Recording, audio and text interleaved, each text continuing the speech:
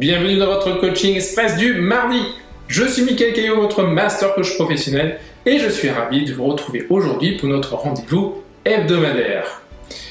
Ici, nous abordons des sujets qui vous concernent, vous, leaders et entrepreneurs, avec des conseils rapides et pratiques pour vous aider à optimiser votre quotidien.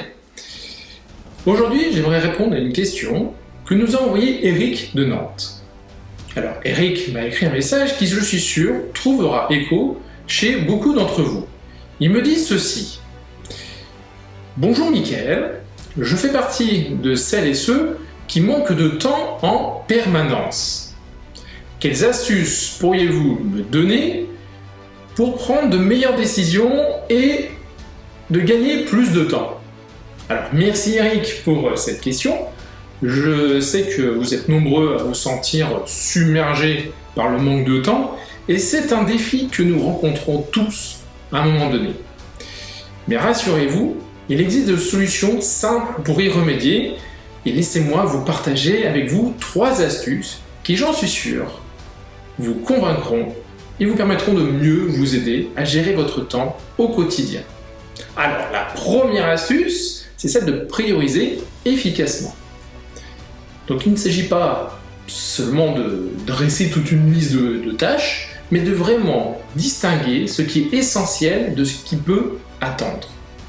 Comment faire? Eh bien pour cela, pour ma part, j'utilise souvent la méthode d'Eisenhower, qui classe les tâches en 4 catégories. Je suppose que vous les connaissez. L'important et l'urgent. En deuxième, l'important mais non urgent.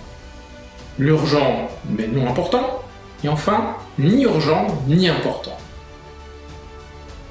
Donc concentrez-vous d'abord sur les tâches à la fois importantes et urgentes, et ensuite planifiez celles qui sont importantes mais non urgentes. Quant aux autres, déléguez-les ou éliminez-les tout simplement. Alors cette approche, c'est quoi? Eh bien cette approche vous permettra de vous concentrer votre énergie sur ce qui a vraiment de l'importance pour vous. C'est ça le but. J'aimerais vous partager maintenant votre deuxième astuce. Dire non plus souvent. Chaque fois que vous acceptez une nouvelle tâche ou responsabilité, vous engagez du temps que vous auriez pu consacrer à vos priorités, à vos projets. Eh bien, je vous encourage donc à dire non lorsque cela est nécessaire, même si cela peut être inconfortable au début. En refusant poliment mais fermement ce qui ne sert pas vos objectifs, vous vous donnez l'opportunité de vous concentrer sur l'essentiel. Maintenant, voyons la troisième astuce. Automatiser et déléguer.